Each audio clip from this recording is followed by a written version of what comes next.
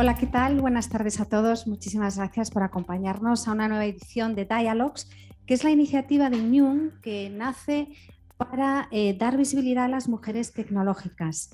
Sirven también de inspiración a través de los testimonios y las experiencias de nuestras mujeres tequis para otras mujeres. Hoy queremos agradecer especialmente a Hotelbeds, es un gran referente tecnológico en el sector travel por apoyar y sumar a este propósito. Os voy a dejar con Ana Ormaechea, que es periodista de Prisa Radio y que nos va a presentar a nuestras invitadas de hoy, que van a hablar sobre sostenibilidad y tecnología. Muchas gracias. Bueno, muchísimas gracias. Un auténtico placer estar esta tarde con Teresa y Carlota, una vez más con mujeres inteligentes y grandes profesionales del entorno tecnológico. Hoy vamos a hablar de sostenibilidad y tecnología y me gusta muchísimo porque cada una venís una un poquito más de una carrera profesional más ligada a la tecnología que ahora aplica sostenibilidad y otra viene más del ambiente de sostenibilidad que ahora aplica tecnología. Por lo tanto, creo que nos vamos a tomar un café muy interesante las tres. Empezamos, si te parece, con Carlota. Ella es Head of ESG de Hotelbeds, donde ella desarrolla toda la parte de responsabilidad social corporativa, innovación social, marketing y comunicación.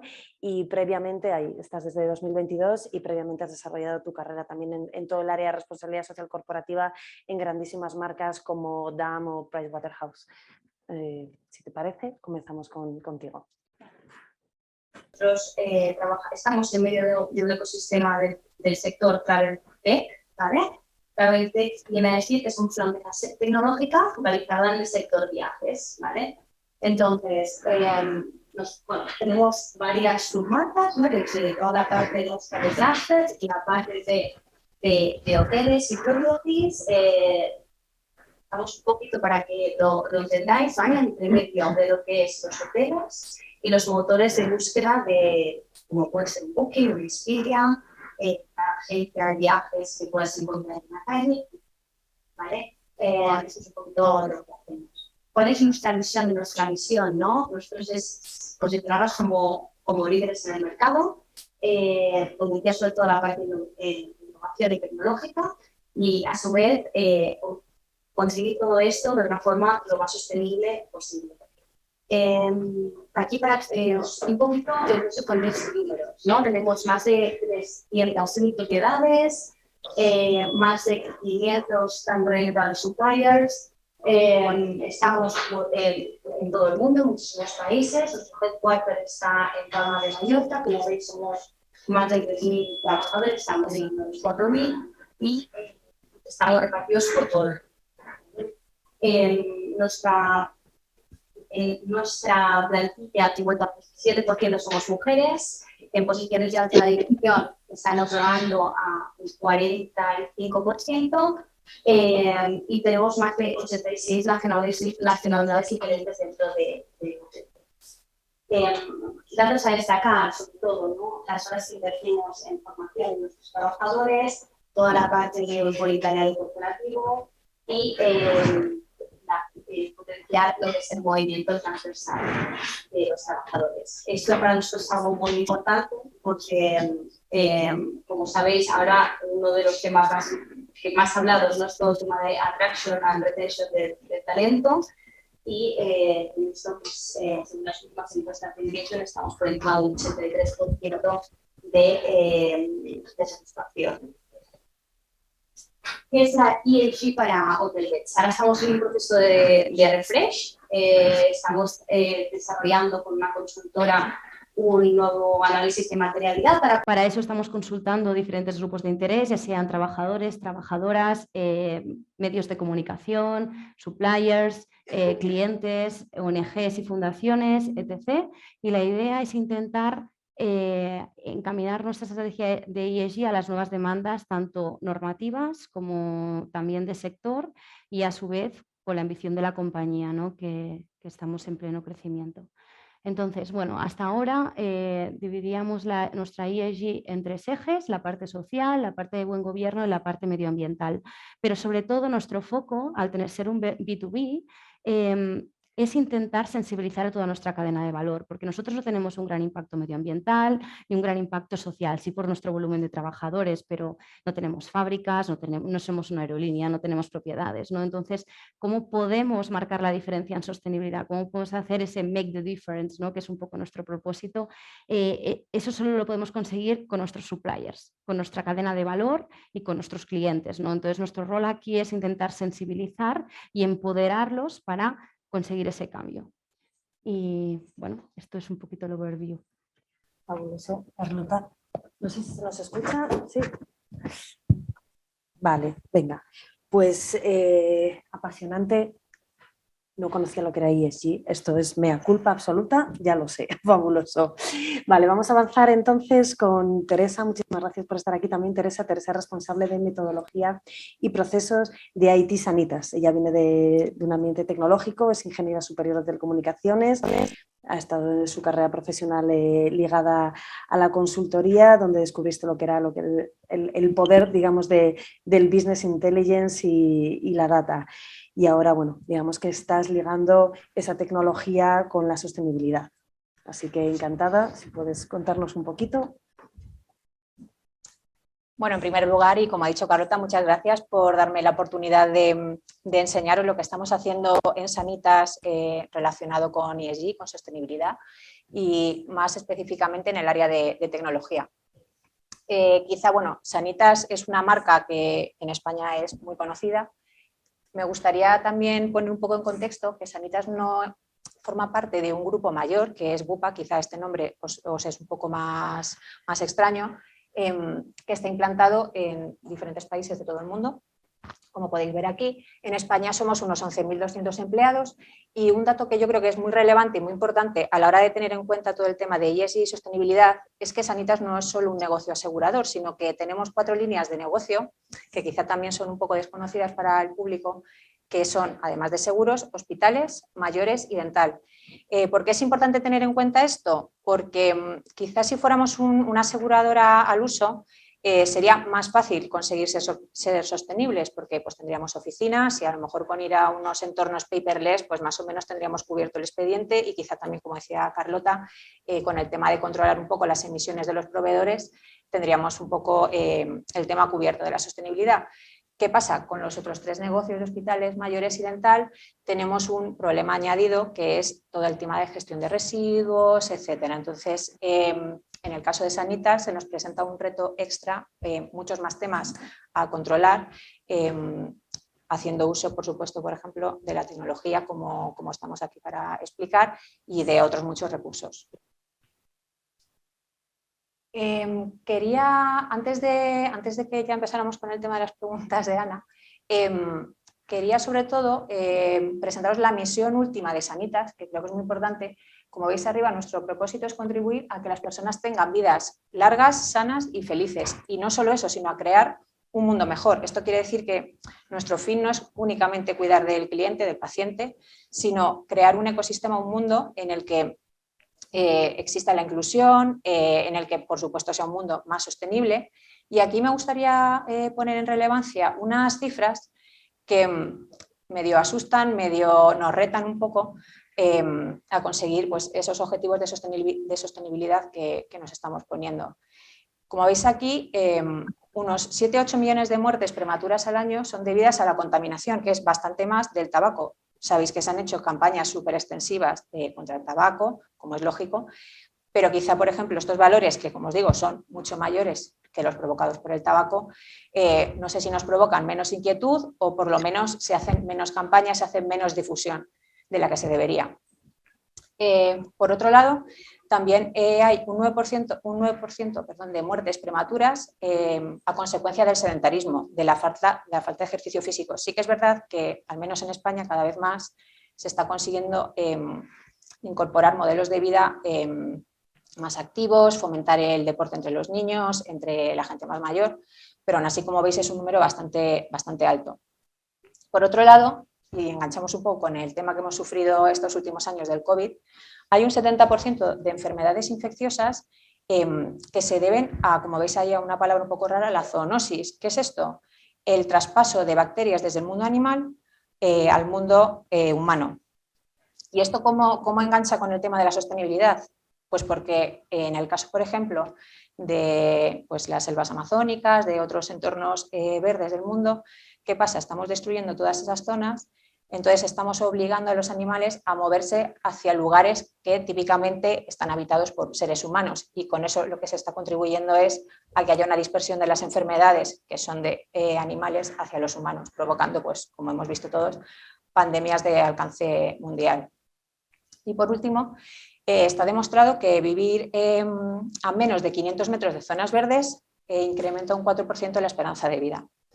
Con todos estos números, ¿qué os quiero transmitir o qué os quiero decir? Que el tema de la sostenibilidad de ESG no es solo un tema de alcanzar unos KPIs de emisiones de CO2, de pues, eliminación de residuos o reducción de residuos, sino que es conseguir contrarrestar todos estos porcentajes negativos que os estoy enseñando con la contribución de las empresas, en este caso Sanitas como partner imprescindible para proveer servicios sanitarios. Y por mi parte, pues muchísimas gracias, Teresa, impresiona. Yo creo que son cifras que solemos ir escuchando durante semanas o días, los medios de comunicación, pero cuando las ves todas juntas impresiona. Yo creo que motiva a la responsabilidad. Si ponemos el ESG en el centro, como lo habéis dejado clarísimo, es lo que tenemos que hacer. A mí me gustaría que pudiéramos intentar entender si hablamos de lo mismo, es decir, porque aquí estamos hablando de dos conceptos, de tecnología y de sostenibilidad. Entonces, entiendo que por una parte podemos estar hablando de cómo la tecnología nos ayuda a mantener esa sostenibilidad y cómo también debemos utilizar una tecnología sostenible. Para vosotras, si hablamos de tecnología sostenible, ¿a qué creéis que nos referimos o a qué os referís en vuestro ámbito laboral?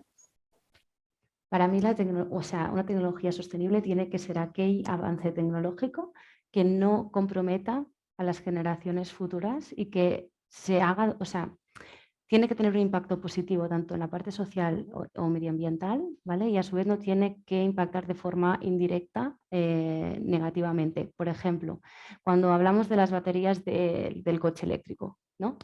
Es un avance tecnológico, pero tenemos que pensar en el 360 del proyecto, es decir, qué consumo energético tiene crear estas baterías, qué consumo energético tiene recargarlas y si realmente tenemos la tecnología suficiente para poder realmente que esas baterías y esos coches eléctricos funcionen. Porque ahora mismo nos estamos dando cuenta de que no podemos seguir poniendo tantas placas solares porque nos cargamos el ecosistema, que lo mismo nos pasa con los molinos eléctricos, entonces aquí a veces ese overthinking, ¿no? De pensar un poquito más allá y ver si coste-beneficio, cuando haces algo, realmente estás mejorando o estás empeorando el ecosistema en este ejemplo concreto.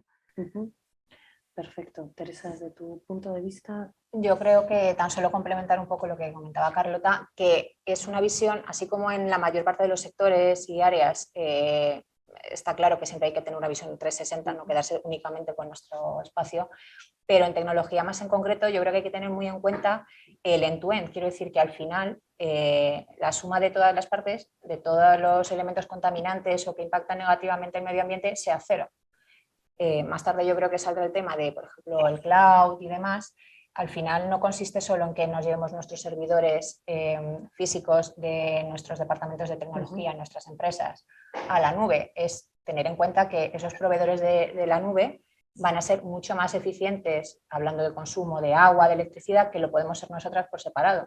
Entonces se trata de tener una visión un poco 360 y ya no solo hablando como siempre del consumo, de los recursos limitados que tenemos en el planeta, sino también, por ejemplo, en el caso de la tecnología, asegurarnos, por ejemplo, de la inclusión social de todos los colectivos, como por ejemplo pueden ser, pues, en este caso, las personas mayores, que es un tema que se ha abierto a debate recientemente con el tema de los bancos, o por ejemplo, cómo podemos facilitar la llegada de ciertos servicios, como puede ser el sector salud, a zonas geográficamente pues un poco apartadas o con dificultades físicas. Entonces yo creo que la visión tradicional quizá era más bien o hacía foco en reducir el impacto negativo en la naturaleza, ¿no? Hacer como que el ser humano no pasa por ella, y yo creo que ahora también se trata de sumar el impacto positivo que podemos tener no solo en la naturaleza como tal, como medio ambiente, sino en el resto de los seres humanos.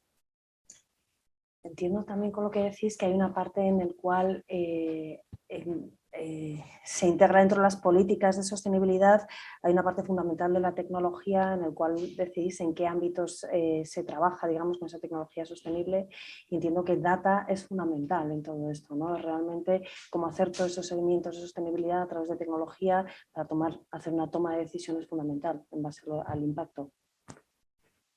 El data te ayuda a muchas cosas. Para empezar, a convertir un intangible en un tangible, ¿no? Porque toda la parte no financiera de una empresa no tiene una resolución económica al momento. Entonces, cuando tienes el dato, ¿no? Esto te ayuda a justificar el impacto que estás generando con una acción concreta. Entonces, por un lado esto. Por otro, para predecir. Por ejemplo, a nivel, os hablo del sector viajes, ¿vale? Pero cuando ahora mismo tenemos que un hotel, por ejemplo, tiene que pensar cuánto contratar más o menos personas, si tenemos el dato de, por ejemplo, ahora mismo en Mallorca estamos viendo que la estacionalidad del viajero está aumentando por el cambio climático. Claro, las temperaturas suben, la isla es más atractiva durante más meses del año.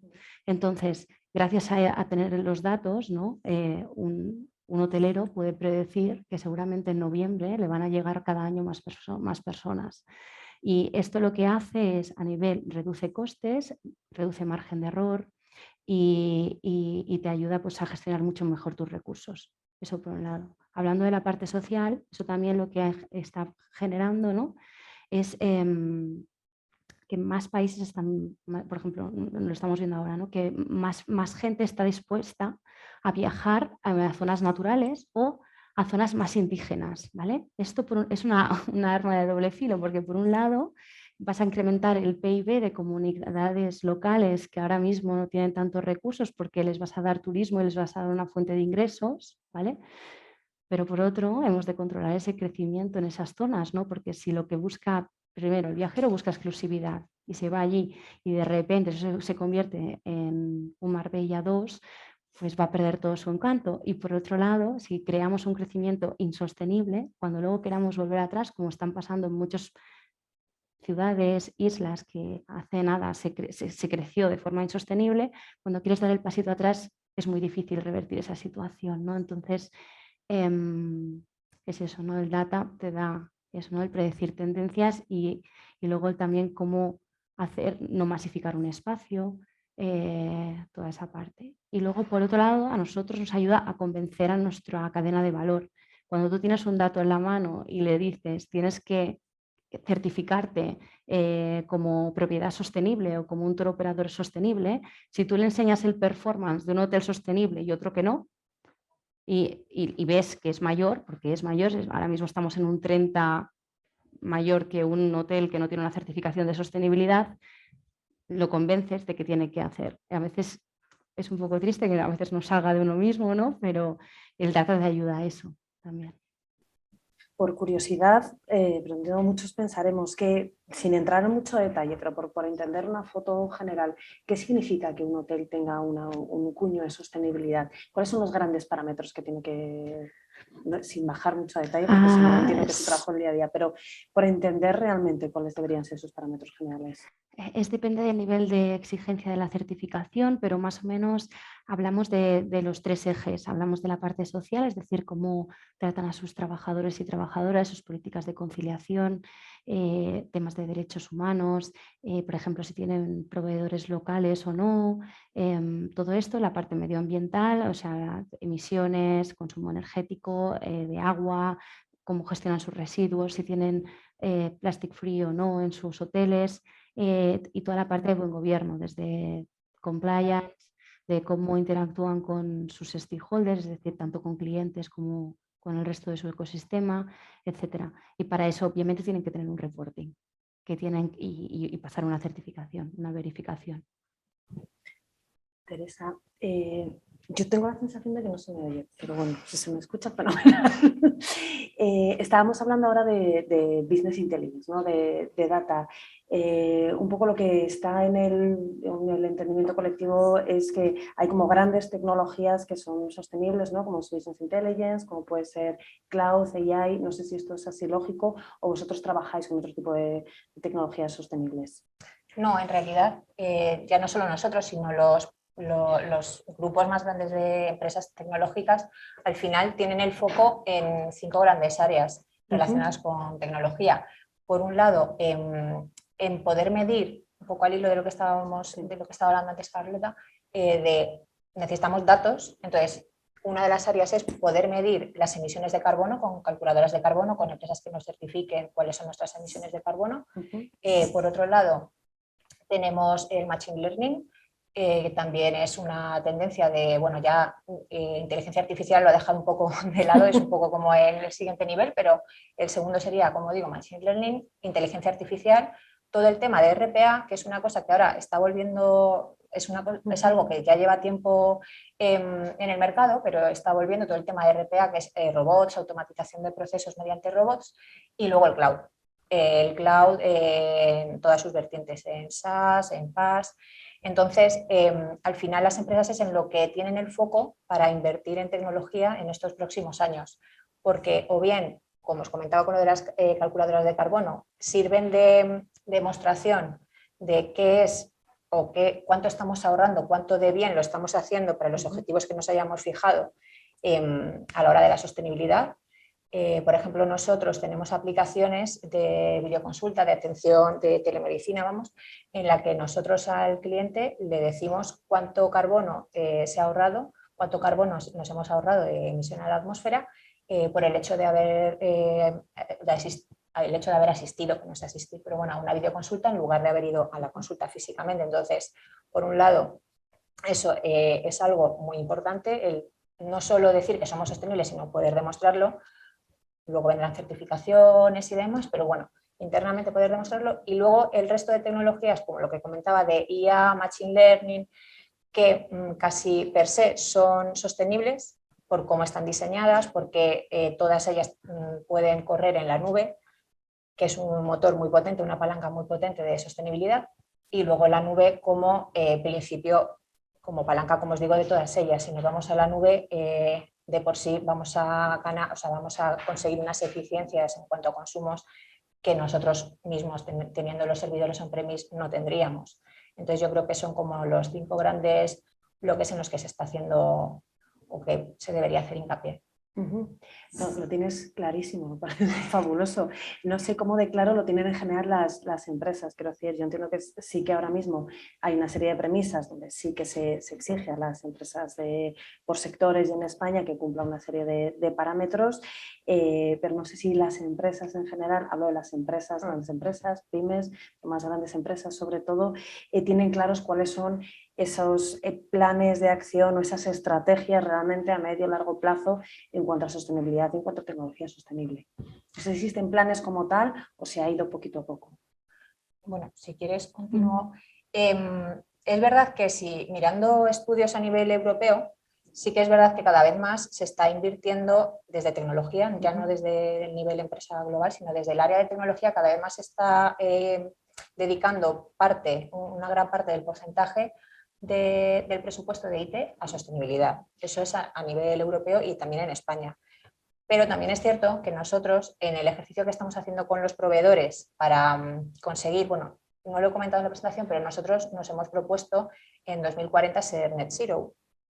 Entonces, para ello, principalmente tenemos que trabajar de la mano de nuestros proveedores, conseguir que ellos también se adhieran a uno de los programas, por ejemplo, en Science Based Target o cualquiera de otros programas que te aseguran el cumplimiento de emisiones. Entonces nos estamos dando cuenta que hay proveedores, no de una envergadura muy grande, pero sí que es verdad que tienen impacto, que no es que no se den por aludidos, sino que esto les ha pillado un poco por sorpresa. Reconocen que deben subirse al carro, no solo por un tema también reputacional, que es muy importante, sino porque se dan cuenta de que empresas como Sanitas, Hotelbeds y muchísimas empresas es algo que van a demandar. Entonces, es algo que les va a hacer que se van a sentir obligados a hacerlo para seguir ahí, porque nosotros en concreto lo que vamos a intentar es negociar con todos ellos para que conseguir algunos compromisos en firme antes de nuestro deadline, que es 2040, pero obviamente ellos van a tener que hacer probablemente un ejercicio económico, de análisis y demás para conseguirlo. Entonces, es verdad que yo creo que estamos en la línea europea de gasto y de concienciación, pero no en el mismo nivel en todos los tamaños de empresa. Yo creo que en las grandes empresas estamos más concienciados y a lo mejor en proveedores, en empresas más pequeñas, se les ha pillado un poco como por sorpresa. En línea de eso también pienso que a veces, ya no solo por sorpresa, sino por recursos. O sea, yo hablo a veces con las pequeñas propiedades de hoteles, ¿no? O los turoperadores pequeñitos. Claro, tienen un presupuesto muy limitado, no tienen la suerte de tener un área de sostenibilidad o incluso a lo mejor no hay conocimiento suficiente como para poder llegar a tener una certificación e inclusive de pagar el coste de esa certificación, ¿no? Entonces, aquí es cuando las grandes empresas tienen que ayudar a las pequeñas empresas. Es mi opinión personal, ¿eh? Pero nosotros, por ejemplo, ahora estamos trabajando algún proyecto para llegar a eso, ¿no? Primero para la parte de educación, que es súper importante. Yo siempre, cuando trabajaba en DAM, ¿no? Decía, tengo la suerte de tener un súper altavoz, ¿no? Cuando tenía que transmitir un mensaje de sostenibilidad. Y cuando llegué al B2B pensé, quizás el altavoz se reduce porque no llego a cliente final, pero también se expande porque llego a muchas empresas que llegan a clientes finales, ¿no? Entonces, si me pongo a hacer cálculos rápidos, el altavoz es más potente. Entonces, aquí está nuestra labor de hacer esa parte educacional, ¿no? De educar a las pequeñas, medianas, incluso a las grandes empresas, de cómo podemos mejorar la sostenibilidad y a su vez hacer proyectos, ¿no? De apadrinar a pequeñas empresitas, ¿no? para ver cómo pueden lograr estos objetivos. Pero sí, es un problema. Nosotros somos carbon neutral en Scope 1 y 2, ¿no? Que muchas empresas lo son. El problema está en el Scope 3, porque, como os hemos comentado, nuestro gran problema son nuestros servidores, pero también es toda nuestra cadena de valor, nuestras aerolíneas, las propiedades a las que forman parte, que va a ser muy complicado, pero vamos a tener que llegar a ese detalle. Me encanta el concepto de, no sé, casi mentoring de sostenibilidad, ¿no? Sí. Con pequeñas empresas, me gusta mucho. Nos gusta mucho compararnos, esto es así siempre. ¿Dónde estamos en el ranking, digamos, de sostenibilidad tecnológica España frente a otros países en Europa, frente a Estados Unidos? ¿Vamos fatal como españoles o no lo estamos haciendo bien? Con un poquito de sinceridad. A ver. Depende del tema, ¿vale? Es amplio. Sí, porque por ejemplo, el otro día en el Focus Group salió un concepto que me impactó un poco, ¿no? Hablábamos de la importancia de ayudar a la comunidad local, ¿vale? Cuando hablamos de ayudar a la comunidad local, nos viene siempre en mente ayudar a aquellas pequeños, en el sector turismo hablo, aquellas pequeñas aldeas, aquellos pequeños pueblos, países un poco más subdesarrollados, ¿no? Pero ¿quién ayuda a aquellas superpotencias que estamos tan subidas a la hora del consumismo, como puede ser? El otro día estaba en el aeropuerto de Mallorca, estaba saturadísimo. Y la gente que vive en Mallorca me decía, es que Carlota, llevo 4 años que no disfruto en verano la playa, porque hay muchísima gente. Entonces, también hay que ayudar, ¿no? A concienciar a esa parte, al viajero que va más a esa parte más masificada, de decir, oye, ¿cómo podemos cambiar un poco también nuestro mindset, ¿no? Entonces, España, a nivel europeo, no estamos como en el norte de Europa, por ejemplo, en gestión de residuos nos queda una trayectoria brutal. A nivel de concienciación social y medioambiental, también. ¿Por qué? Porque hasta ahora, por ejemplo, Francia tiene la ley del plástico de un solo uso desde hace años. Nosotros la estamos poniendo ahora, ¿no? Entonces vamos un poquito por detrás de Europa. De Estados Unidos, a lo mejor a nivel tecnológico, de innovación tecnológica están por encima, pero a lo mejor a nivel de concienciación, de consumo, no sé qué decirte, ¿no? Entonces, y te vas a un Costa Rica y vas a un hostel de Costa Rica y ves que reciclan perfectamente y que tienen el retornable, no sé, yo venía de para mí el retornable era algo que tenía en la mente, y veía ahí que llevan años con el retornable y a lo mejor en otros países europeos no llegamos al retornable todavía, ¿no? Entonces, ¿cómo estamos? Yo creo que en algunas cosas estamos mejor que otros países, pero en otras nos queda mucho camino, pero en general en todos los países del mundo. ¿Cómo lo ves, Teresa? Es que el problema aquí yo creo que es un ámbito tan complicado de evaluar. O sea, numéricamente, pues, lo que decimos, ¿no? Pues puedes evaluar las emisiones de carbono, puedes ver si tus proveedores están alineados con tus objetivos de sostenibilidad, pero luego, claro, tienes otros temas de gestión de residuos. Lo que comentabas tú de Francia, pues ahora mismo está un poco relacionado y no con la tecnología, el tema de que han prohibido los vuelos en los que existe una conexión por tren de menos de 2 horas, creo que era. Entonces, hay temas de sostenibilidad y medioambientales en los que sí que hay países que están más avanzados, en los países nórdicos estoy de acuerdo que también. Luego, si miramos, como os comentaba antes, a nivel, por ejemplo, presupuesto que se dedica a la sostenibilidad dentro de tecnología, estamos muy en la línea con Europa. Entonces, en ese sentido, yo creo que sí que estamos en el buen camino si nos circunscribimos solo al ámbito de la tecnología y en qué gastamos el dinero dentro de tecnología. Es verdad que hay un montón de cosas por hacer, que al final, como decíamos, esto al final es un tema también social, de inclusión, entonces es muy complicado valorar cómo de lejos o de cerca o de bien posicionados estamos a la hora de marcarnos un objetivo o de decir cómo estamos numéricamente. Que es que Sí, son eso demasiados es lo que nos gusta. Parámetros que intervienen en todo, ¿no? Claro. Entiendo, como para hacer un ranking puro, decir, en esto. Exacto. ¿Tenéis en mente, decirme que no, pero yo pregunto, alguna empresa que digáis, jo, es un gran referente que tenemos del ámbito de la sostenibilidad tecnológica, de joder, lo está haciendo muy bien, está generando grandes casos de uso que se están mirando en el mercado, o están todas más o menos similares?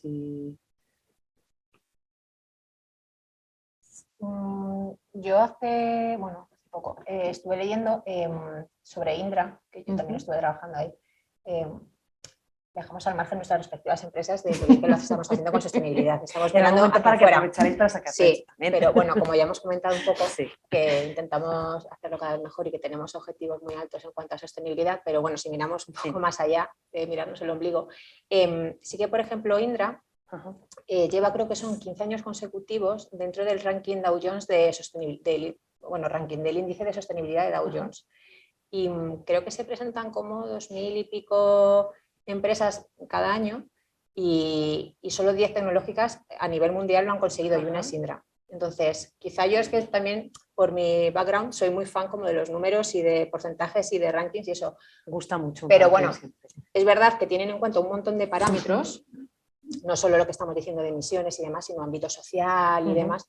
Y sí que, me llama la atención eso, que se hayan mantenido con lo complicado que es estar ahí en la foto durante 15 años.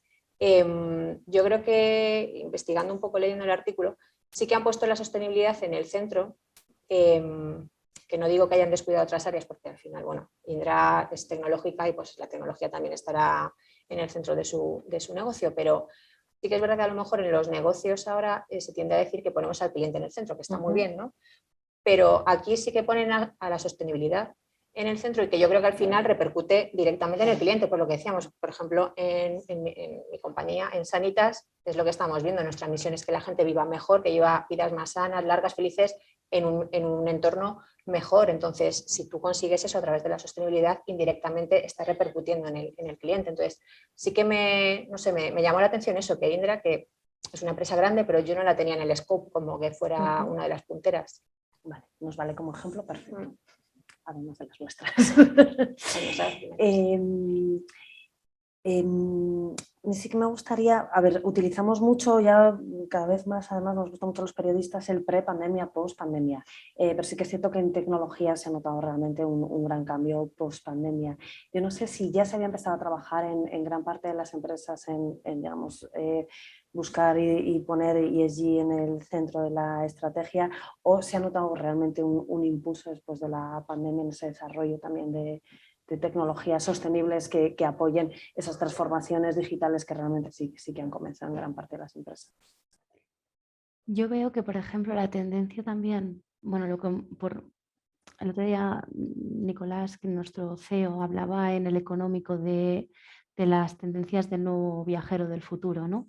Y yo creo que el COVID ha hecho que la gente cambie un poco la mentalidad en cuanto a su forma de viajar, ¿vale? Y había una cosa muy interesante, como hemos pasado mucho tiempo con las pantallas, que la gente, como segundo parámetro para decidir por qué viajar, el primero es recomendación de tu amigo familiar y muy cerquita se encuentra un sitio que he visto en una serie o en una película, ¿vale? Entonces, quiero decir con todo esto, cada vez hay más tendencia de que la gente viaja por eso y que busca una experiencia ya no solo física, sino también digital, ¿vale?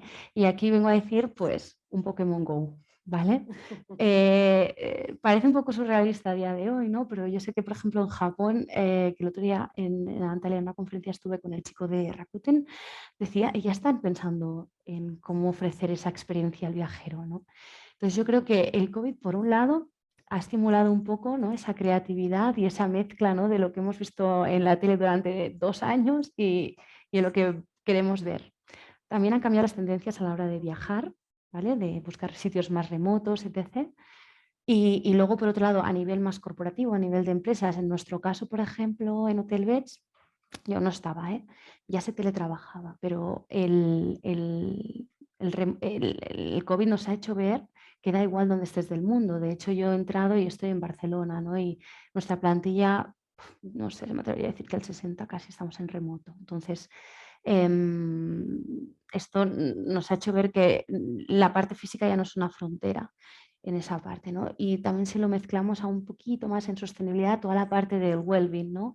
Del bienestar de las personas. Hemos sido más conscientes de lo que hay que trabajar nuestro bienestar, nuestra conciliación, nuestra desconexión digital también.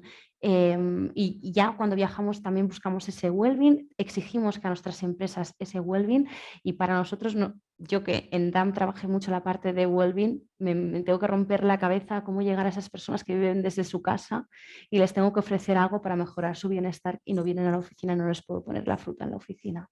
Entonces, sí, para mí ha habido en todos los sentidos un pre y un post. ¿Vosotros, Teresa, habéis notado un cambio o veis en otras empresas que realmente con la pandemia haya habido un cambio en esas políticas de sostenibilidad tecnológica? Yo hilando con lo que está diciendo Carlota, en el tema de nuestro bienestar como empleados, totalmente, porque antes de que yo llegara también no había teletrabajo, yo llegué justo post-COVID y sí que seguimos teletrabajando y fenomenal, o sea, con resultados, yo creo que por las dos partes, porque al final esto tiene que haber las dos partes, entonces por parte de la empresa y por parte del empleado.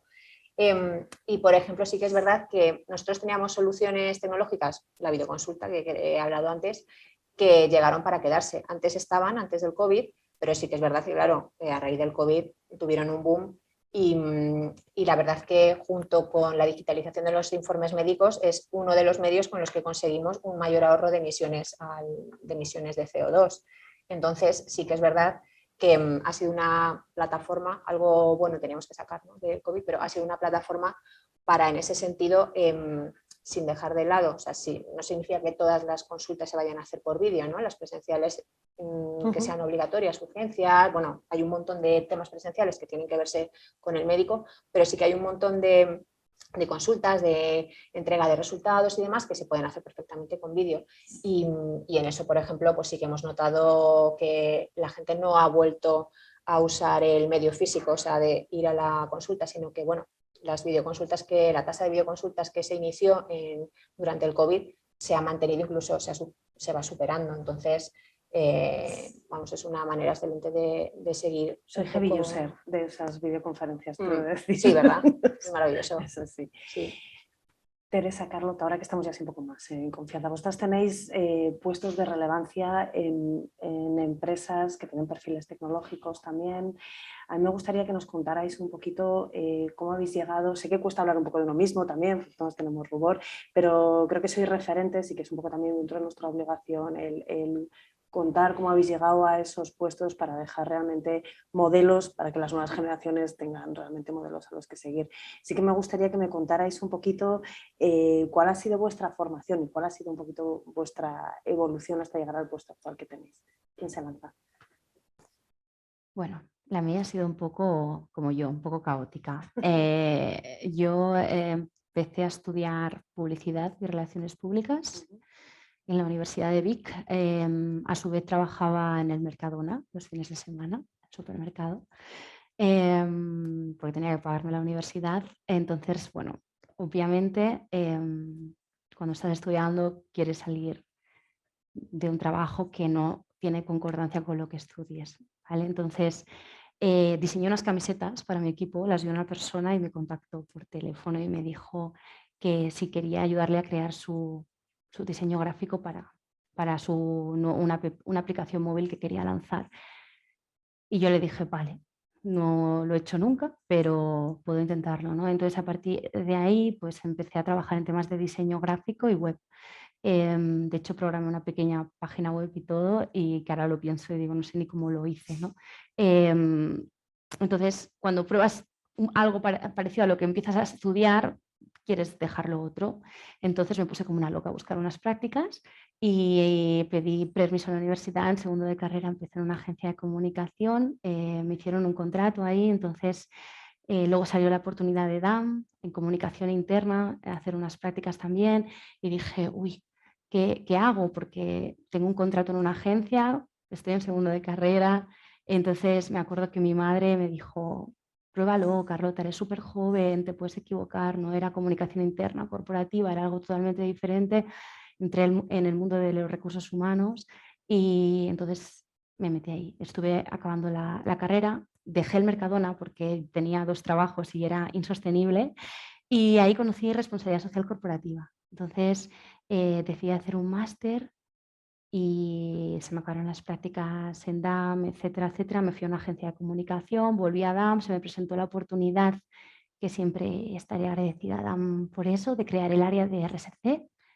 Y nada, fue prueba y error, porque tenía poco conocimiento, muchas ganas. Yo creo que la vida siempre son ganas y no marcarte nunca limitaciones, porque creo que las únicas limitaciones son las que tú te puedes marcar, ¿no?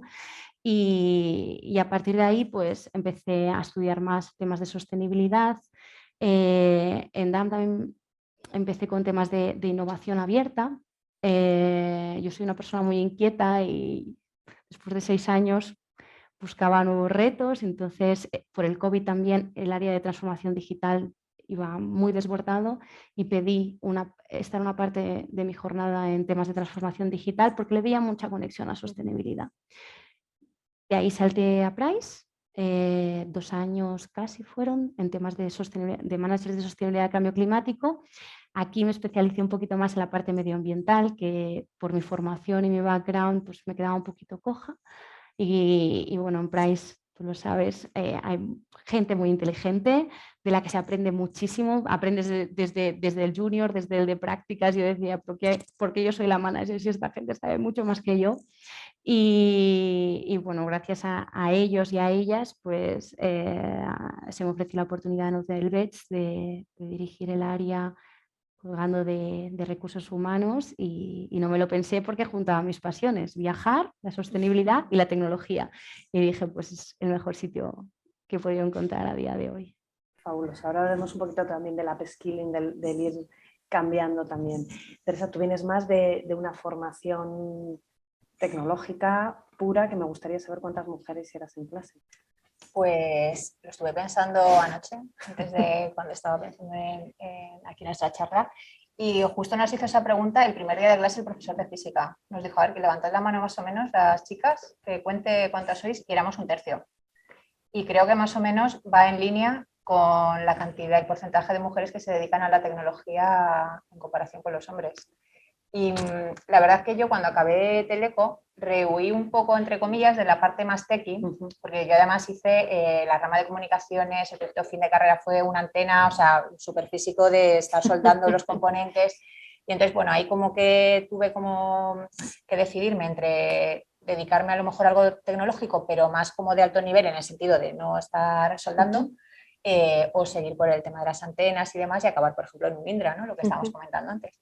Y bueno, pues ahí decidí despegar un poco del tema más de bajo nivel, de detalle, de tecnología, y me uní a Price, que por eso es que hemos hecho ahí un previo antes de ponernos al día de nuestra formación. Y estuve bastante tiempo, creo que fueron 7 años, 8. Estaba en contacto con la tecnología, sobre todo por toda la parte de análisis de datos. En consultoría se hace mucho reporting, mucho seguimiento, mucho control. Entonces, sí que ahí descubrí la potencialidad de los datos, vale de palanca para tomar decisiones en cualquier área, en cualquier departamento. Y eso me enganchó bastante, otra vez un poco con mi parte más tecnológica. Luego pasé a a Indra, a Minsight, otra consultora, donde seguí un poco enganchada al tema de los datos y lo que pasa es que me apetecía un poco como estar más en contacto todavía con la tecnología, al margen de los datos que me encantaba.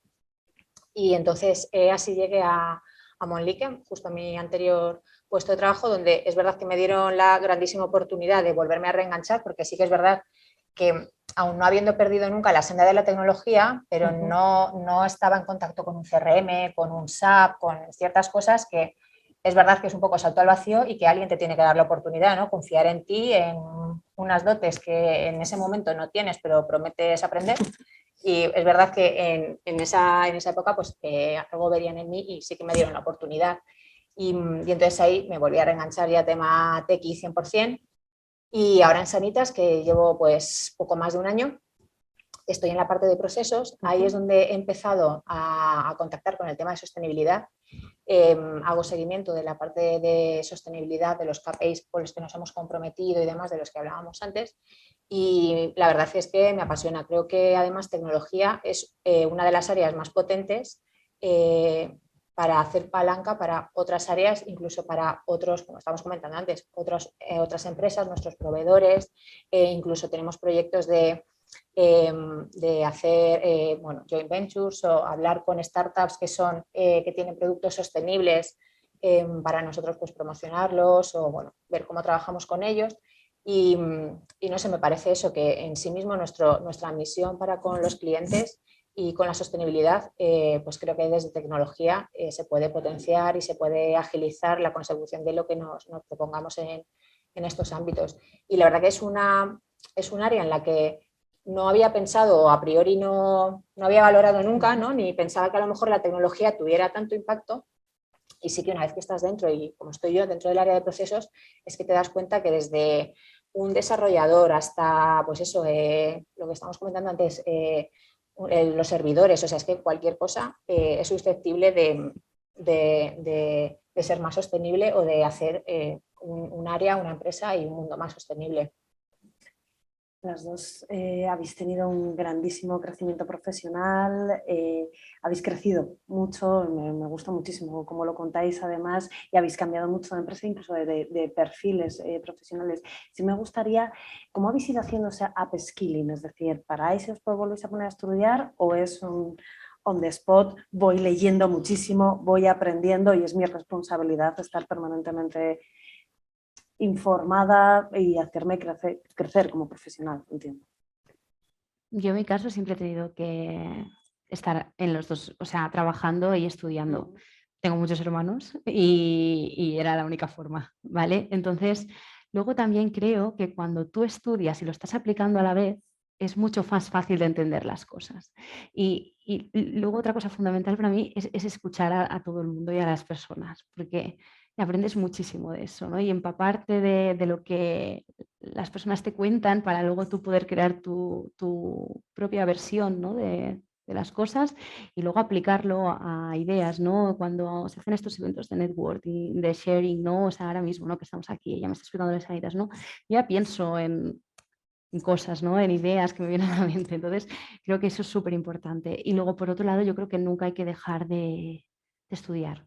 O sea, parece así, pero hay que ser curioso por naturaleza. El otro día veíamos una gráfica, bueno, el otro día, hacía un par de años cuando hice una formación en ISDE, Digital Skills, creo que era, que hablábamos de la evolución de la tecnología, ¿no? Desde que se inventó la rueda, ¿no? Ahora vemos que las evoluciones son súper rápidas, ¿no? Es súper constantes. Entonces, si no estás actualizado, Eso es. mueres, ¿no? O sea, en el intento. Y en la sostenibilidad pasa lo mismo. Como era algo que hace, ahora ya no puedo decir que es algo nuevo, ¿eh? Ya llevamos unos añitos trabajando en la sostenibilidad, pero sí que es verdad que cada día van apareciendo nuevas normativas, nuevas cosas y tienes que estar al día, porque es que si no es imposible. O sea, Totalmente. Teresa, ¿tú cómo has ido haciendo ese upskilling, reskilling, con crecimiento profesional en realidad? Mira, justo ayer por la tarde creo que fue, participé en un foro interno de Sanitas, en una formación interna sobre la carrera profesional, cómo redirigirla o bueno, cómo pararse y pensar un poco en lo que queremos hacer, ¿no? A corto, medio y largo plazo. Y el ponente lo que nos proponía, que nos decía, bueno, a ver si esto os da miedo o reta o qué pensáis, es que con todos los temas estos que estamos hablando, inteligencia artificial, machine learning, todo eso, si van a eliminar un porcentaje altísimo o bueno, a eliminar o a desaparecer o a transformar un porcentaje muy alto de puestos de trabajo tal y como los conocemos ahora. Y entonces, pues nada, hicieron así mini grupos, ¿no? Para que habláramos entre nosotros y lo que comentábamos, como éramos de áreas totalmente diferentes, pues podía haber alguien de dental, estaba yo que soy tecnología, o sea, había un poco como de... yo lo que decía es que es verdad que por suerte o por desgracia, al venir de tecnología es un área en la que el cambio continuo, es verdad que cada vez es más rápido, cada vez pasa menos tiempo entre un cambio y otro, pero estamos como más acostumbrados al cambio. O sea, a lo mejor hay otras áreas, por decirte, no he trabajado nunca, pero por ejemplo el área comercial a lo mejor es más estable, más sota caballo y rey, más de una metodología como más business as usual, ¿no? Sí, sí. Y tecnología sí que estamos más acostumbrados a ver cómo las cosas desaparecen, unas quedan, otras aparecen nuevas, a prueba y error, algo que piensas que a lo mejor va a ser un boom y va a triunfar, de repente desaparece. Entonces, estamos como más acostumbrados a eso.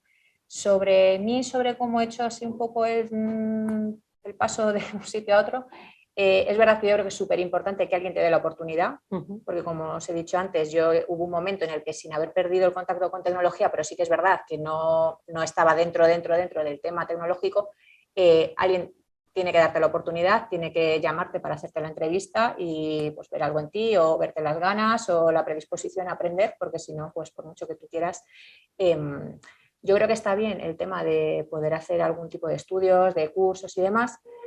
El día a día nos come y es súper complicado. Yo sí que he hecho algún curso, pero a mí como me ha funcionado es un poco el día a día, hablando, como dices tú, hablando con gente. Yo que estoy en procesos al final hablo con mucha gente diferente, o sea, dentro de tecnología, pero muy variopinta. Entonces, a mí como me ha funcionado un poco es el día a día, muy autodidacta. Yo creo que también tenemos la suerte de tener un montón de fuentes digitales, o sea, YouTube, no os voy a decir Wikipedia, pero un montón de fuentes digitales que antes era mucho más complicado acceder a contenido si no hacías un curso, una carrera o una formación más específica. Y a mí es como me ha funcionado. O sea, yo siempre he intentado no parar y seguir adelante. Entiendo que hay otras maneras que yo creo que tampoco pasa nada si paras, a lo mejor haces un máster o replanificas, ¿no? Para así replanificas un poco tu vida. Pero a mí es como me ha funcionado, la verdad. Y yo creo que en tecnología es verdad que a lo mejor hay veces que no te puedes permitir el lujo de pararte y luego reengancharte. Sí, pero yo creo que en el fondo un poco lo que decís vosotros, y que yo creo que también es un poco el mindset común, ¿no? Que al final es cuestión de actitud y de curiosidad. Si tú quieres crecer, vas a seguir aprendiendo y vas a tener una actitud de aprendizaje de las personas que están a tu alrededor, de el día a día laboral, de buscar en internet. Por lo tanto, no es tanto parar, sino que es un aprendizaje continuo y que es una actitud de crecimiento profesional, ¿no? Sí, incluso ya lo que acabas de comentar, las soft skills, ¿no? Esto para mí es súper importante. De hecho, hace nada buscábamos a alguien para mi equipo y yo dije que tenga actitud, porque el conocimiento se gana, es así. Entonces, mientras sea una persona flexible, ¿no? Porque mira, el otro día estamos formando casi toda la plantilla en Agile, ¿vale? Y claro, cuando llegas al departamento, yo he vivido el Agile en dos compañías diferentes, ¿no? De cuando nos lo venían a explicar al área de recursos humanos.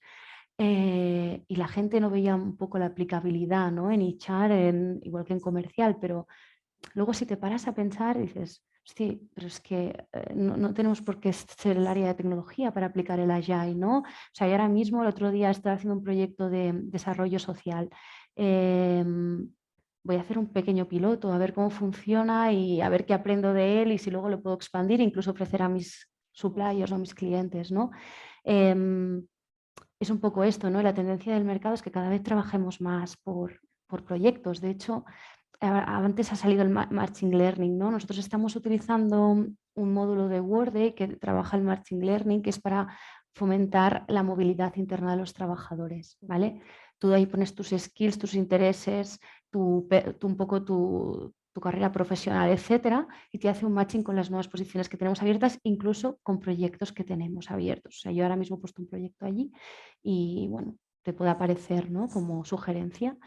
Y claro, para eso hemos de tener una mente abierta, ¿no? Y ser ágiles, que eso no significa que los expertos no sean necesarios, ¿eh? Porque a veces nos olvidamos de la gente muy experta, que son totalmente necesarios, ¿no? Pero sí que es verdad que creo que cada vez más hemos de expandir el conocimiento y ser más ágiles, de poder cambiar, moverte dentro de la compañía, etcétera. Vosotras sois mujeres profesionales que trabajáis un día a día en entornos tecnológicos. Yo no sé si esto os ha llevado a retos específicos, si habéis notado alguna diferencia por el hecho de ser mujer, por estar en entornos que sean especialmente masculinos.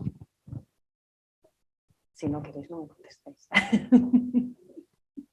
Y si nunca lo habéis notado, quiero decir, no tenemos por qué decir que sí se ha notado. Yo es que quizá yo no lo he notado, o sea, por el hecho de estar en un entorno tecnológico, yo creo que no lo he notado. O sea, quizá sobre todo al principio de mi carrera, cuando estuve en consultoría, a lo mejor sí que lo noté más, pero no por el hecho de ser un entorno tecnológico, sino por un hecho de cómo está montado, entre comillas, la consultoría, ¿no? O sea, de la competitividad, de ir subiendo, entonces las promociones, todo eso, ¿no?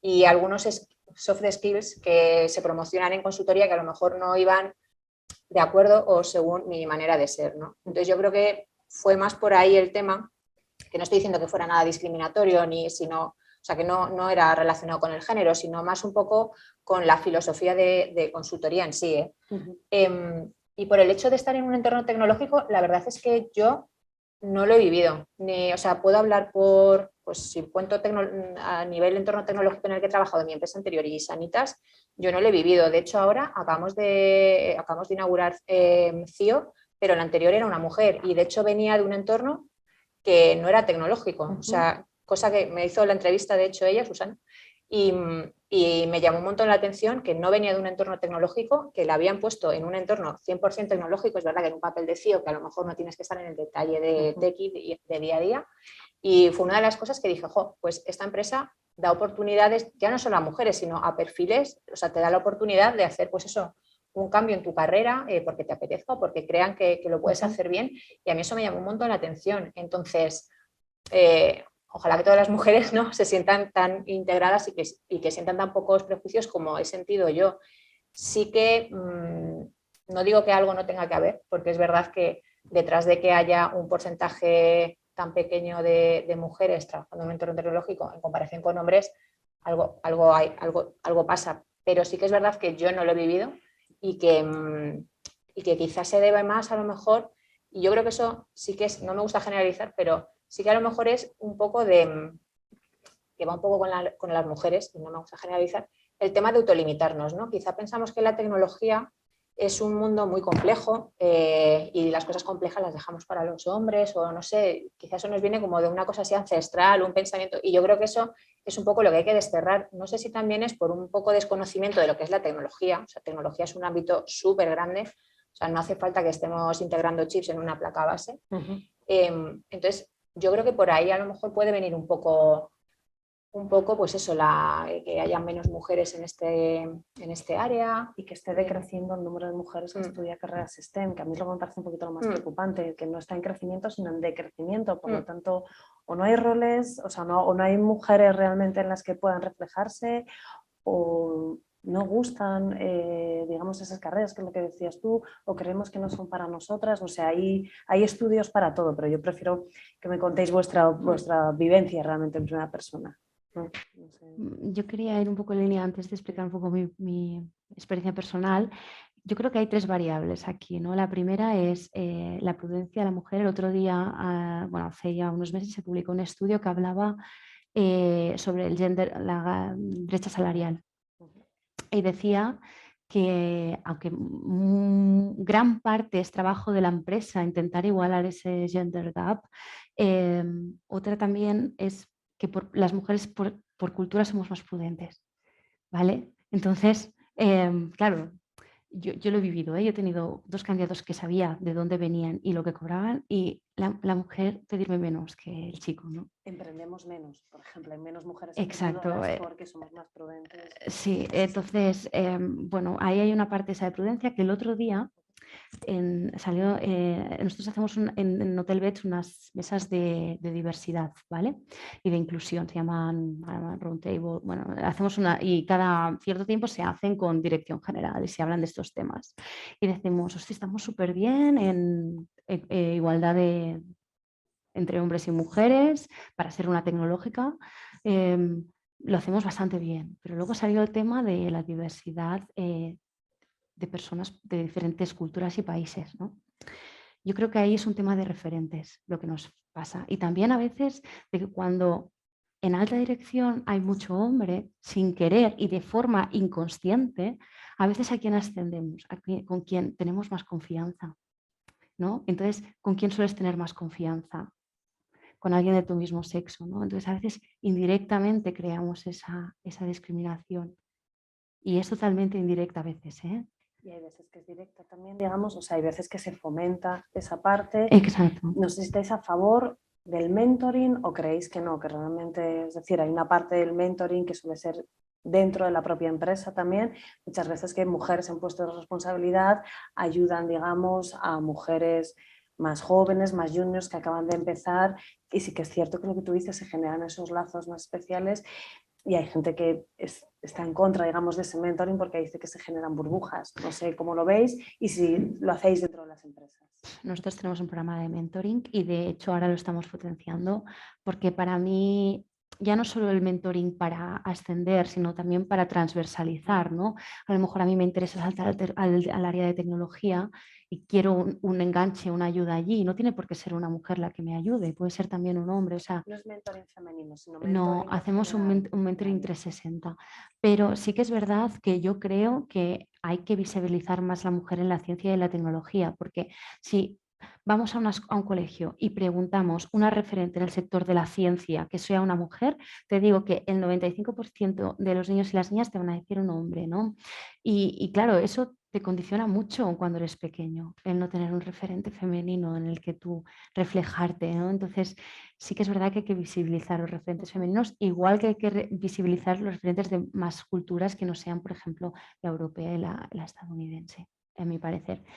Y a nivel personal, yo sé que hablando de mujer y hombre, yo no me he sentido discriminada porque en la sostenibilidad, por suerte, hay mucha mujer, yo creo que también porque es una guerra y a las mujeres nos gusta luchar, pero sí por la edad. Sí que me he encontrado por la edad, hace muchos años, de decir, hostia, una becaria, y yo pensando, hace años que no soy becaria, ¿no?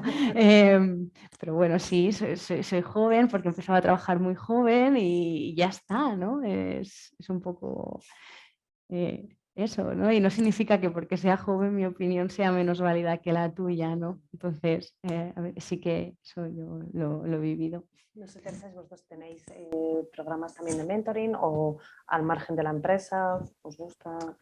Nosotros lo que estamos haciendo, que es lo que os comentaba antes, que ayer hubo una sesión como de un poco de orientación de la carrera profesional y demás, y sobre todo pues eso de ver qué oportunidades, o sea, haciendo un poco de introspección de qué queremos hacer y unido con las oportunidades que hay dentro de la casa, ¿no? Pues poder movernos, que se nos dé la opción, levantar la mano para movernos. Pero sí que un poco lo que comentaba Carlota, ¿no? Yo creo que por un lado los referentes, sí que es verdad que sí, que ahora entre comillas por nuestra edad, nuestra posición, no vale de nada a lo mejor que nos enseñen un referente tecnológico, ¿no? Que es un tema educacional, pero claro, de las niñas en el cole. Sí que es verdad que yo, por ejemplo, en Price tuve una mentora muy buena, Victoria, que hubo una frase que me dijo, una idea, y que se me quedó grabada, al hilo de lo de las mujeres prudentes, ¿no? Lo de autolimitarnos y demás, ¿no? De decir, no, es que yo esto igual no lo puedo hacer, no es que yo no puedo llegar a CIO, yo no puedo llegar... Y me dijo, es que tú tienes la obligación, como, ya no como mujer, sino como profesional que haces más o menos bien las cosas, de seguir subiendo, no tienes que limitarte, porque si tú subes, no subes solo tú, sino subes tus valores y seguramente la gente que te acompañe en tu área, en tu departamento, en tu equipo, sean más o menos afines a ti. Entonces, al final esa también es la manera de cambiar un poco la ideología de las empresas, de los equipos, que no te quiero decir que yo a lo mejor no soy válida, me refiero que no es que yo sea el referente, pero que sí que es verdad que una mujer, una profesional totalmente válida, no tiene por qué limitarse por el que dirán, o si soy mujer, o si no voy a poder hacerlo, porque, vuelvo a repetir, no me gusta generalizar ni hacer división hombres y mujeres, pero sí que es verdad que yo creo que esa barrera los hombres, la mayoría de ellos ni se la plantean, es que no la tienen, o sea, nacen sin ella. Y no sé en qué momento las mujeres nos la autoimponemos. Y es verdad que a mí esa frase, aunque creo que no la he seguido al pie de la letra, pero eso que me dijo en ese momento sí que es verdad que es una realidad. O sea, ¿por qué no lo vas a poder hacer? Y es que estás en la obligación, suena un poco rimbombante, pero con la sociedad, ¿no? Si tú quieres hacer las cosas mejor, pues adelante.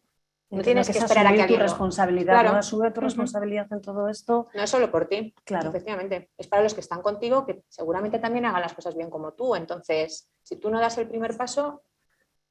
Parece un learning fabuloso, la verdad. ¿Nos da tiempo a preguntas? Si tenéis preguntas aquí, si no pasamos a las de internet.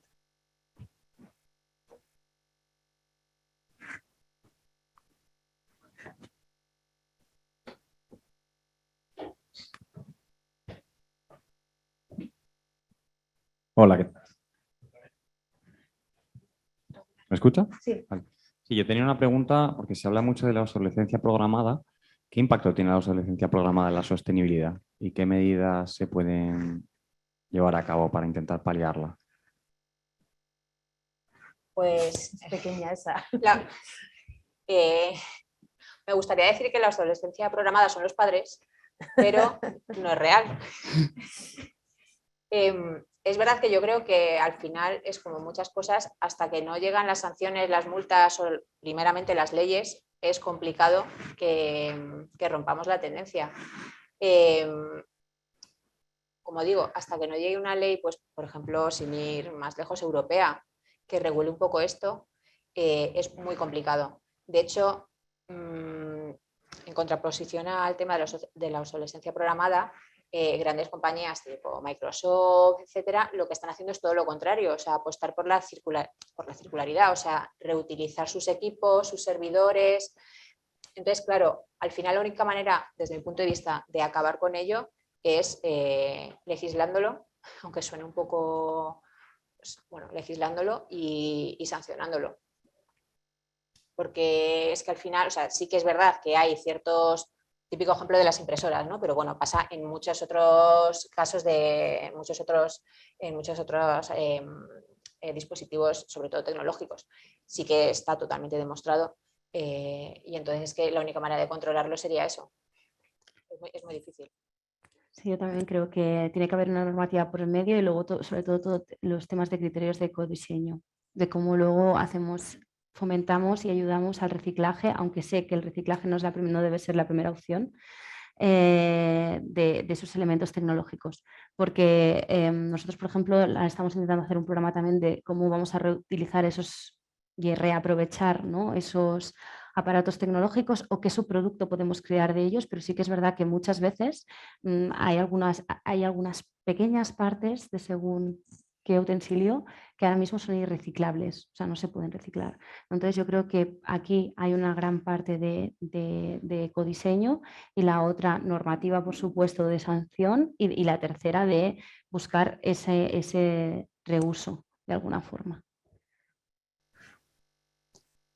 Yo veo que hay preguntas en internet, pero no veo nada desde aquí. Lo siento, soy señora mayor. Yo te leo Gracias. alguna y es referente a blockchain. Se encaja un poco dentro de la sostenibilidad un poco por el gasto de energía que genera. Es que el blockchain es una tecnología muy interesante para la trazabilidad de producto, ¿vale? Yo, de hecho, cuando trabajé para una empresa desde Price, tenía un cliente del sector joyas, era súper interesante para conocer toda la cadena de valor y asegurar que los derechos humanos, sobre todo en joyería, realmente no se estaban violando y se estaban tratando bien, pero por otro lado tiene esa parte de cómo podemos compensar, ¿no?, esas emisiones y cómo podemos controlar ese desgaste energético, ¿no? Luego, por ejemplo, el token, ¿no?, el famoso token y criptomoneda es súper interesante también, ¿no?, para el control a nivel de travel, ¿no?, de evitar las masificaciones, etcétera, pero por contrapartida tiene ese consumo energético muy elevado. Entonces, para mí, a día de hoy no es sostenible, pero es mi opinión personal. Pero sí que es verdad que a ver si hay un iluminado o una iluminada que presenta una solución para mejorar esa tecnología. A ver, es verdad que es una tecnología que igual es más complicado de abordar desde el punto de vista de conseguir un cierto grado de sostenibilidad, porque sobre todo, por ejemplo, ahí intervienen temas como, iba a decir la longitud de la red, pero en el camino que tiene que circular o que pasar ese token de un sitio a otro, claro, eso genera un gasto energético que es verdad que es bastante complicado de reducir.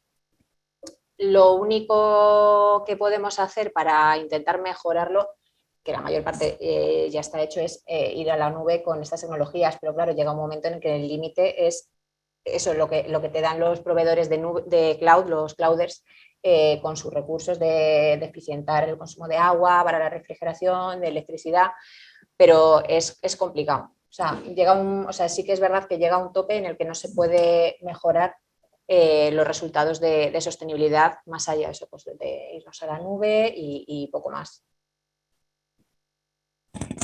Pues me gustaría terminar con una última pregunta. Si tuvierais aquí a una chica de 17 años... ¡Ay, perdón! Vale, yo tenía una pregunta que antes comentabas lo de Mallorca y todo el sobreturismo que hay. Y hay ciudades como Ámsterdam que se han planteado lo de limitar las personas que pueden acceder al turismo, o sea, por turismo. Entonces mi pregunta es, ¿crees que, en tu caso es un reto porque estás en ese sector, ¿crees que todo, o sea, este tipo de iniciativas deben recaer solo en las instituciones públicas o que empresas como Hotelbeds pueden de alguna forma influir y mejorar este problema? Es que yo creo que la sostenibilidad es cosa de todos, pero empieza por uno mismo, ¿no? El otro día creábamos una newsletter para el Día del Medio Ambiente, ¿no? Y también tú tienes una huella de carbono. Yo el otro día me puse en un servidor de estos gratuitos para ver cuál era mi huella de carbono y me asusté, ¿vale? Me asusté. Entonces, ¿qué podemos hacer también nosotros mismos para reducir? O sea, yo creo que es cosa de todos. Y si desde Hotelbeds y cualquier compañía podemos hacer huella y empujar a este cambio, ¿no? Obviamente sí que es verdad que una normativa siempre ayuda, porque no te queda otra, ¿no? Es como cuando salió aquí la ley en 2018 de que las empresas de X trabajadores teníamos que reportar la información no financiera de la compañía y verificarla. Para mí la palabra verificar fue como, oh, qué bien, porque me aseguro de que el dato que estoy poniendo ahí es real y necesito una justificación, un evolutivo y un se me sale el inglés solo ya, y un compromiso a los futuros años. Entonces, es cosa de todos y de todas y por supuesto de las grandes corporaciones también. Vale, pues terminamos ya lo que os decía. Si tuviéramos una chica de 17 años que va a empezar su carrera profesional, ¿qué le recomendaríais? No tanto una, digamos, una carrera universitaria, pero sobre todo es qué recomendación le daríais. Vas a iniciar tu carrera profesional. Es, no sé, think big, no tengas el no por delante, no sé, ¿qué le diríais? Ahora que inicias tu carrera profesional, recuerda que... Lo siento. No sé, yo creo que le diría, visto ya un poco con retrospectiva, que no tengas miedo a equivocarte, ¿no? O sea, quiero decir, incluso aunque la decisión de la carrera o la formación profesional, que no hemos hablado de eso, pero es un tema súper potente y más en tecnología, no tengas miedo a lo mejor a elegir algo, intentarlo, empezar un año, otro y de repente darte cuenta que no es la pasión de tu vida y volver atrás. Es que 2 o 3 años en tu vida no es nada. No tengas miedo a acabar esa carrera o esa formación profesional o la formación que estés haciendo y luego empezar en una empresa y darte cuenta, descubres algo, pues como en tu caso, ¿no? La sostenibilidad es tu pasión y das un mini giro y haces un máster o aprendes y, o sea, siempre yo creo que si quieres, o sea, lo importante es la actitud, ¿no? Lo que decía Carlota. Si quieres siempre vas a poder redirigirte, entonces intenta elegir algo. Yo sí que le diría que intente elegir algo que no le cierre, ¿no? O sea, que no escoja algo como muy, muy, muy determinado que luego le impida en cierta manera poder elegir, ¿no? O sea, es lo que le digo, tecnología es una cosa súper amplia. No te preocupes si de primeras no has elegido lo que pensabas que te iba a gustar. Entonces, parece un poco contraproducente, ¿no? Que digo, no tengas miedo a equivocarte porque vas a tener tiempo de reaccionar y de cambiar, pero por otro lado tampoco elijas cosas como muy cerradas, ¿vale? O sea, sí, think big. Intenta elegir algo que te guste, pero que te deje un entorno muy abierto de elección después. Yo sobre todo recomiendo probar muchas cosas.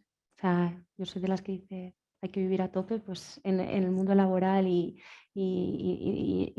universitario o de lo que sea de formación, yo creo que hay que probar mucho para saber lo que realmente te gusta y con lo que se sientes a gusto, porque a veces te das cuenta de que a mí me gustaba mucho la creatividad, yo me veía como diseñadora gráfica, pero luego dibujo fatal. Entonces dije, Carlota, por favor, ¿no?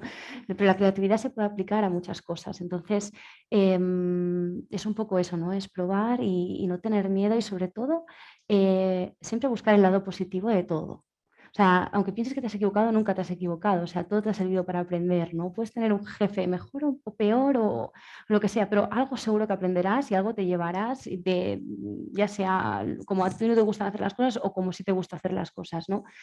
Y luego otro es que mira, otro día, hicimos el hackathon de economía circular y habían perfiles súper variopintos, ¿no? Dentro de esto y pensé, hostia, qué interesante es el tema de la innovación abierta y democratizar la innovación y el crear, ¿no? Pues yo sobre todo digo que nunca subestimemos a nadie y la opinión de nadie, porque para mí todo es súper valioso siempre. O sea, y ese es mi consejo. Pues me parecen súper valiosos. Espero que os crucéis con muchas chicas jóvenes y que les podáis dar estos consejos. Carlota, Teresa, de verdad, muchísimas gracias por este ratito. Muchas gracias. Gracias.